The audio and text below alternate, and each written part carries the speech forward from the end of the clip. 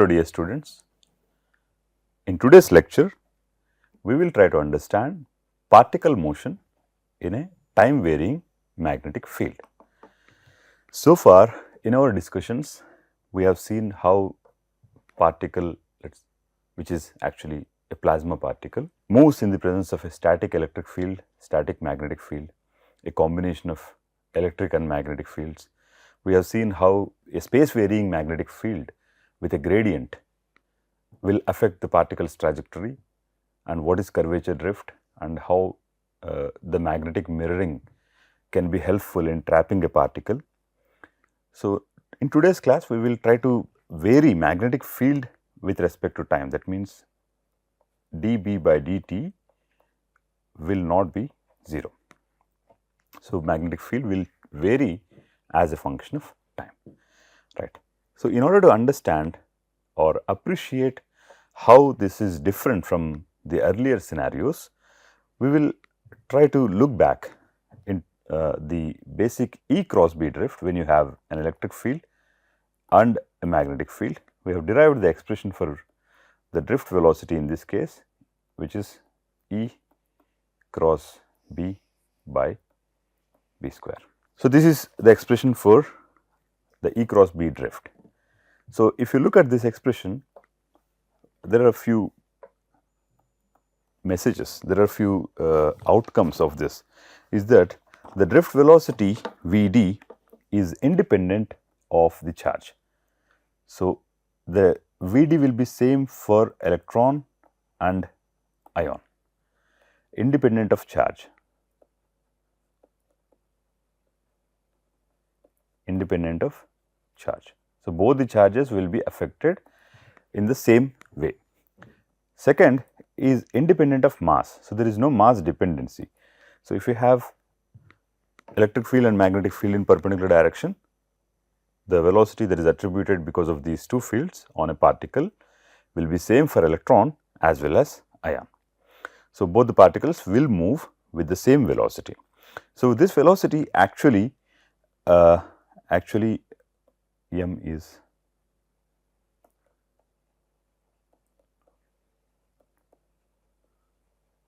so this velocity is an average velocity of the flow of the plasma. So, this drift velocity Vd is average velocity of average flow of particle or plasma. So, if the plasma is non-neutral, the electric field produces a current density perpendicular to both electric and magnetic fields. And if it is a weak plasma, the electrons and ions move differently because of their collisions with the neutrals. Such motion leads to current, the formation of currents inside the plasma. And most importantly, this expression for Vd, the drift velocity, is valid when the electric field is, the magnitude is less than the magnetic field.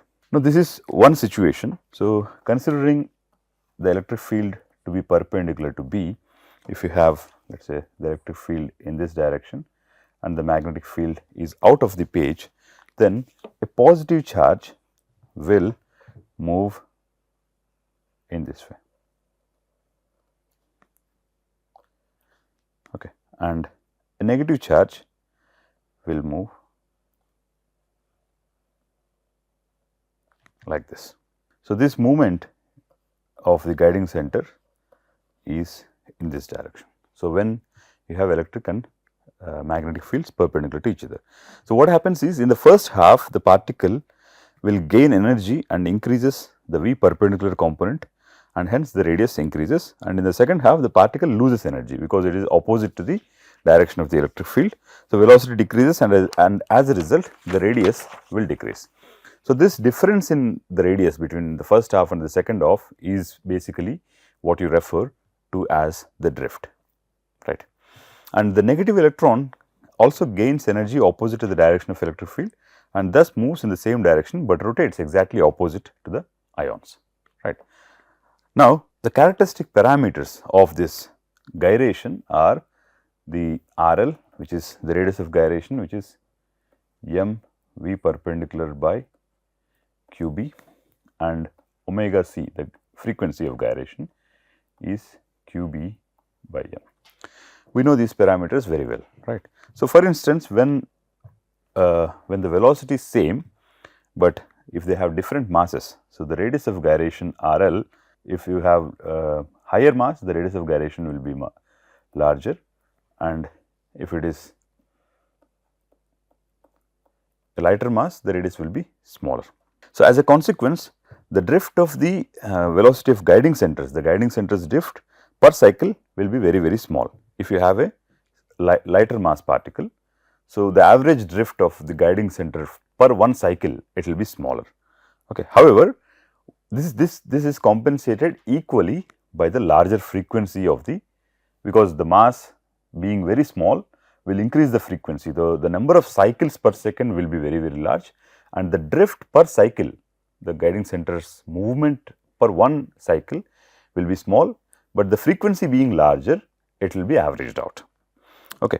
But if you have a situation where particles have same mass but different energies, that means mass is same but V perpendicular will be different because of the difference in the kinetic energy. So, then both particles will of course have the same gyration frequency, because the gyration frequency is independent of the perpendicular component of velocity. What will happen is slower one will have a smaller radius, right, because of V perpendicular directly proportional to RL, and hence it is present in the direction parallel to the electric field for a shorter period of time because of the smaller radius, and thus the energy that it can gain per cycle will be very, very small. So, in addition to this E cross B drift, we can write an expression for generalized drift. Okay. So, let us say if we remember the Lorentz force equation, F is equals to EQ plus Q times V cross B, right, or we write it as Q times E plus V cross B, right. So, this is the force due to electric field and this is the force due to the magnetic field, right. Let us say if you have a situation in which the particle is experiencing a force that can be of any type, okay. Let us say this is the force and it is also in the presence of a magnetic field, then we can write it like this. So, in this situation the expression for drift, so F is EQ, right. So, electric field, because it is a charged particle, electric field can be written as the force experienced per unit charge. So, by substituting this into Vd, Vd is E cross B by B square. So, if I do that, then you have 1 by Q, E is F cross B by B square. So, this is, let us say we call it as Vg. This is the generalized expression for the drift velocity in the presence of a force F and a magnetic field, right. So, as an example, we can take if the charged particle is in a gravitational field, that means its mass is making the particle to move towards a particular direction because of the gravity, then the force is F is equals to mg, right. So, that means that for this type of force, the drift velocity, let us call it as V small g, the gravitational drift velocity, this can be mg cross B by QB square. Before we write this, the generalized expression is 1 by Q F cross B by B square. If you look at this expression is valid even if you substitute F is equals to EQ, you will get the same Vd, the drift velocity, which is E cross B by B square. If you have electric field, then the drift velocity will not depend on charge or mass of the particle, but the generalized expression for the drift velocity seems to be dependent on charge. That means the direction of force will be in one direction for positive ions and in another direction for the electrons, right. But when you bring in a force like gravitational pull, the expression seems to be dependent on the mass as well as the charge, right. So, if you have the gravitational pull in this direction, which is minus g k cap, okay, then the positive ions, I am drawing the trajectory for positive ions, will drift like this, and the negative ions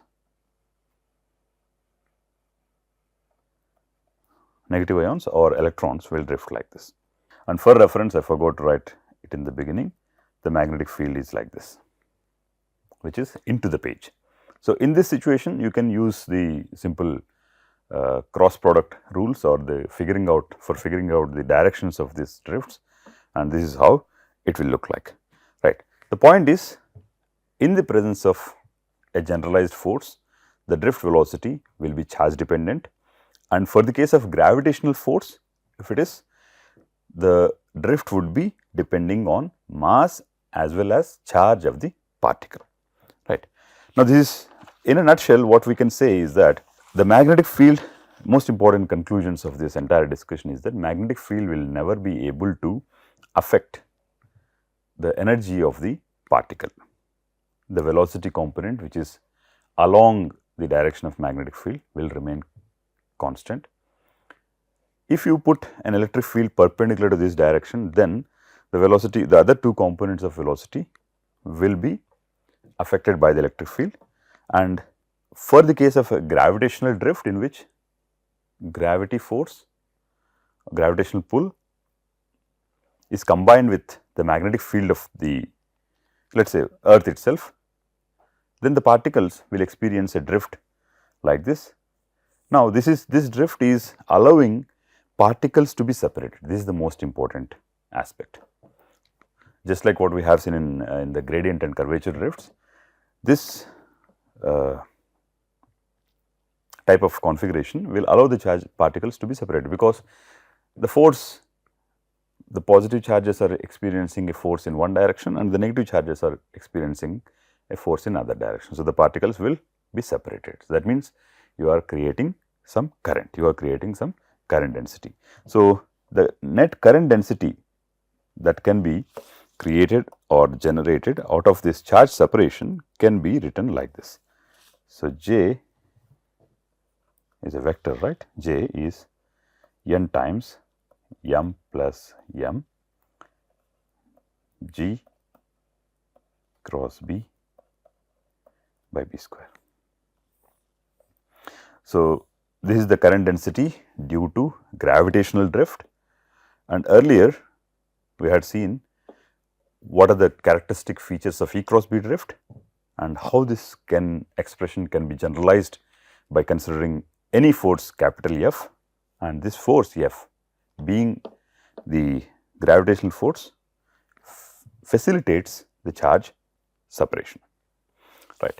Now, coming to the topic of today's discussion, we have to see how the magnetic field will affect the particle, or how a time varying magnetic field can affect the particle's movement. So, at this point of time, we know very well that magnetic field will not be able to change the kinetic energy of the particle, right. So, now let us allow, the topic is slowly varying magnetic field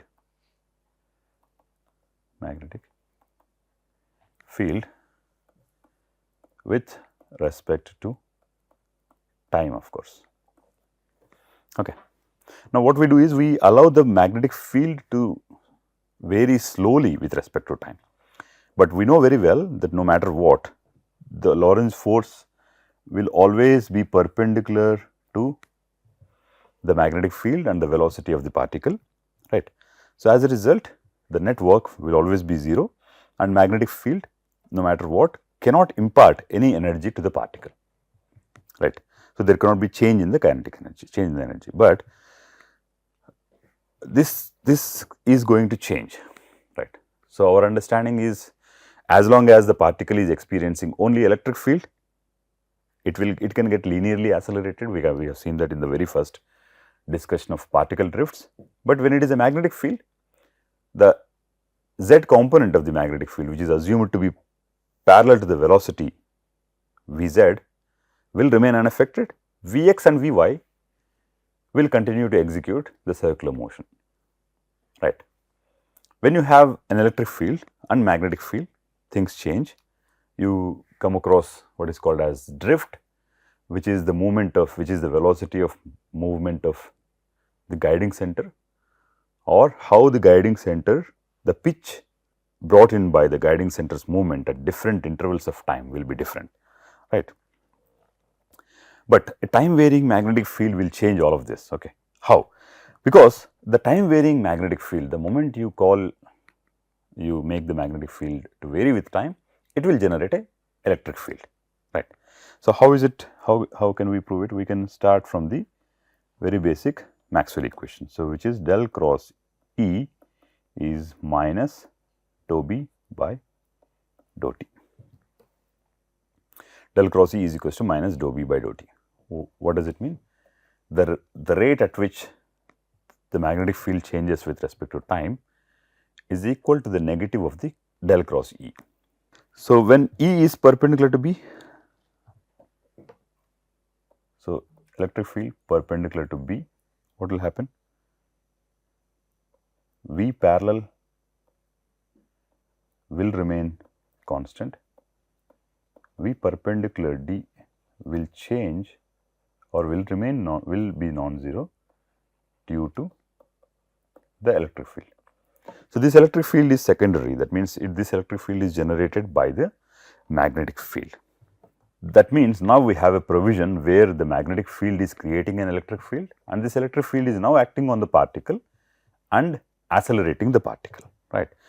Let us see how all of this can be understood with the help of some mathematics.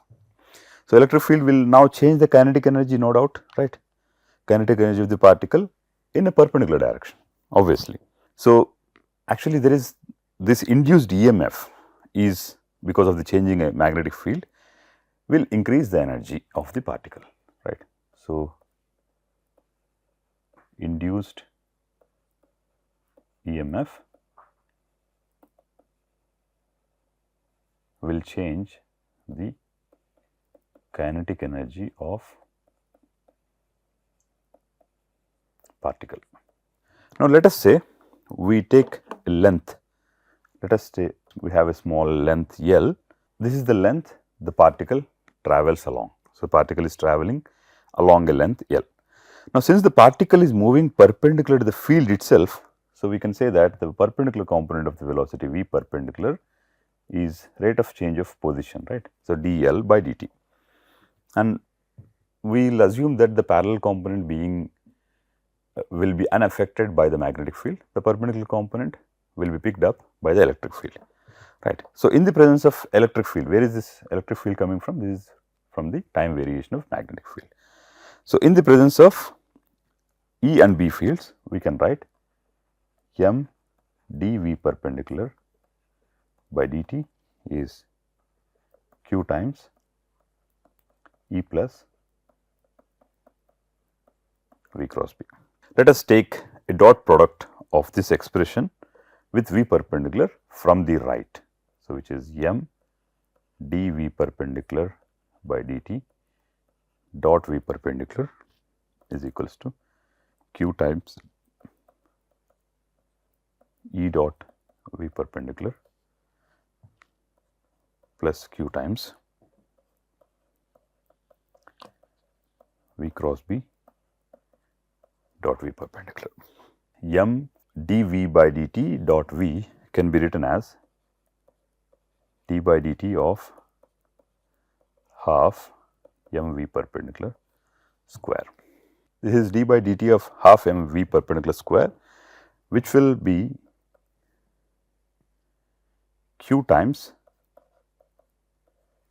E dot V perpendicular. you see this V cross B dot V perpendicular. This has to be 0, right? Divergence of curl will be 0. So, this can be rewritten as d by dt of half mv perpendicular square is equals to q e dot dl by dt. So, what is this expression is telling you? That the rate of change of kinetic energy is dependent on the electric field, charge and velocity. Now, we have a reason to understand, reason to believe that the kinetic energy will change. But this kinetic energy is not directly because of the magnetic field, but it is through the effect of magnetic field or through the time variation in the magnetic field. Right. Now, if the particle is moving along a particular direction and if it takes, because there is magnetic field, right. So, Vx and Vy will execute circular motion. Let us say the particle is gyrating in the presence of this magnetic field, and if it is making a circular orbit and it takes nearly tau c amount of time for it to complete one orbit with a frequency omega c, then omega c is 2 pi nu, which is 2 pi by tau c. Then we can write the time as 2 pi by omega c. Now, let us take this to be one orbit. This is the amount of time that it takes for the particle to complete one orbit. If you go back, if you look at this relation, we are accounting for the rate of change of kinetic energy, and that seems to be dependent on this. L is the distance that it travels over a particular time. So, let us say we take this L to be the distance the particle will travel in one orbit, which is actually a circular orbit or a circular path. We can try to find out what will be the measure of change that happens within this one orbit. So, we can integrate this expression within one gyration orbit or the time that is going to take. So, we can say delta of half mv perpendicular square will be equal to closed integral 0 to 2 pi by omega c and q e dot dl by dt. So, you see the limits of integral are representing the amount of time that it takes for the particle to complete one orbit, and within this one orbit we know how much distance it travels, right. That is represented by small l. You can use the simple vector algebra. Delta of half mv square is equals to closed integral q e dot dl. Using the Stokes law, we can write q times integral over a surface del cross E times ds. And from the Maxwell equation, we know del cross E is equals to minus dou b by dou t. So, using that, q times integral over a surface dou b by dou t ds. What is this? All of this is equals to delta of half mv perpendicular square. So, this is a very important expression relation which tells how the changing magnetic field is responsible for the change in the kinetic energy, right. So far our earlier discussions had confined ourselves to believe that the magnetic field will never be able to change the kinetic energy, but through the electric field we are now able to see some change in the kinetic energy. We will continue this discussion in the next lecture.